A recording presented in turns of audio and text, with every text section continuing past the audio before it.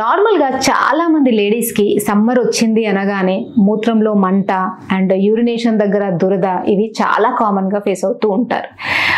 చాలామంది అంటూ ఉంటారు సమ్మరే కదా కామన్, ఏం కాదు, దాంట్లో ఏం భయపడాల్సింది ఏం లేదు అని అంటారు. కానీ చాలాసార్లు ఏమవుతుంది అంటే ఈ బర్నింగ్ యూరిన్ని మనం నెగ్లెక్ట్ చేయడం వల్ల యూరినరీ ట్రాక్ సంబంధించినటువంటి ఇన్ఫెక్షన్స్ పెరిగిపోవడం, కిడ్నీ స్టోన్స్ లాంటివి కూడా ఫామ్ అవడం, ఇలా ఇంకా తర్వాత ఫర్దర్ ప్రాబ్లమ్స్ కూడా మనం ఫేస్ అవ్వాల్సి వస్తుంది. అందుకే వెంటనే మీరు మీ ఫుడ్ స్టైల్లో కానీ లైఫ్ స్టైల్లో కానీ కొన్ని చేంజెస్ చేసుకుంటే ఈ బర్నింగ్ యూరిన్ని మీరు కంప్లీట్గా తగ్గించుకోవచ్చు. సో మూత్రంలో మంట ఎందుకు వస్తుంది అంటే మనం కావలసినంత నీరు తీసుకోకపోవడం, బాడీలో హీట్ అనేది పెరిగిపోతూ ఉండడం, ఈ రెండు కారణాల వల్ల బర్నింగ్ యూరిన్ అనేది మనని ఇబ్బంది పెడుతుంది.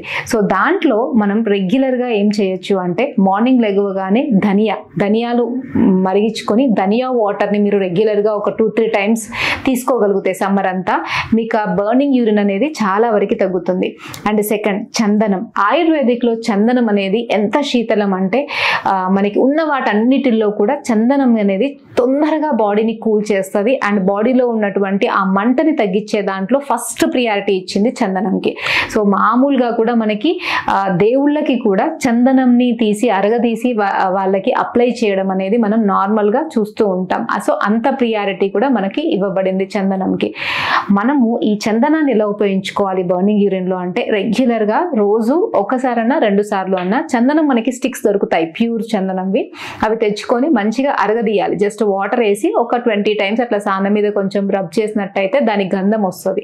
అదొక 1/2 టీ స్పూన్ తీసుకొని 1 కప్పు వాటర్లో కలుపుకొని తాగాలి. ఇలా మార్నింగ్ ఈవినింగ్ రెగ్యులర్గా మీరు ఒక 30 డేస్ తీసుకున్నట్టయితే బాడీ అనేది చాలా కూల్ అవుతుంది, బ్లడ్ అనేది మంచిగా ప్యూర్ అవుతుంది అండ్ బర్నింగ్ యూరిన్ మూత్రంలో మంట అనేది కంప్లీట్గా తగ్గుతుంది.